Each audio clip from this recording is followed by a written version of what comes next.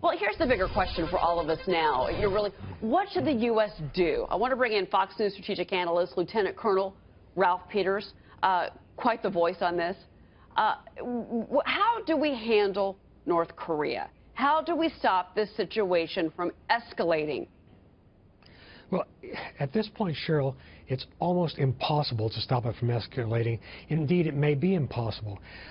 But the first thing we must do is to stop deluding ourselves, stop lying to ourselves. We've seen President Clinton and President Bush and President Obama, then initially President Trump, believing the myth that China can be cajoled or strong-armed into helping us with North Korea. China will never do anything to destabilize the North Korean regime. It will not do anything significant beyond token gestures to stop the nuclear or missile program in North Korea. Why? Because China does not see North Korea as a grave problem. It sees it as an asset, as a valuable ally in peacetime and wartime. Look, in peacetime, North Korea keeps us obsessed and focused on that, while China does pretty much what it wants elsewhere. In wartime, North Korea would tie down initially an enormous slice of our military assets in the Pacific theater. So why on earth would China destabilize a regime that could lead to unification, etc.? It's just not going to happen. Now, what can we do? Like, it's our default position to believe that there's always a good solution if only we can find it. I fear, and I don't like to say this, but I dread that this is going to end in a military conflict, because we cannot allow North Korea, that regime, to have ICBMs with mateable nuclear warheads that can reach the United States.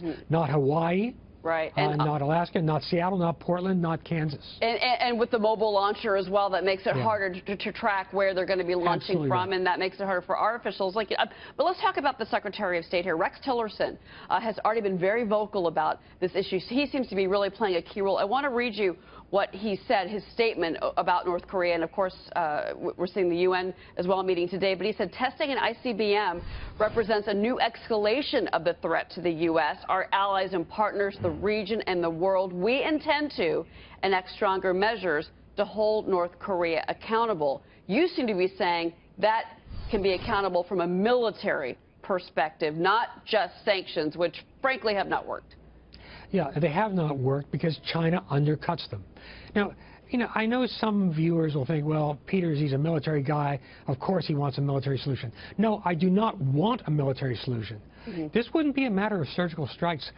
Cheryl, at this point, North Korea has had so much time to dig tunnels, to go underground, to disperse facilities. And as you pointed out, mobile launchers, which are harder to track and hit. They can hide in railway tunnels, road tunnels. Right. This would require a major military effort and a vast series of strikes if we wanted to have any hope of saving Seoul, the capital of North Korea, which is right on the DMZ, the border. The South Koreans, the Japanese, us. I mean, this is, we're talking, but China's got to get involved. I think to your earlier point, China's got to do something, and maybe President Trump can get that ball rolling at the G20. Colonel Peters, we are out of time, but thank you so much for your perspective on this. Thank you, Cheryl. Okay.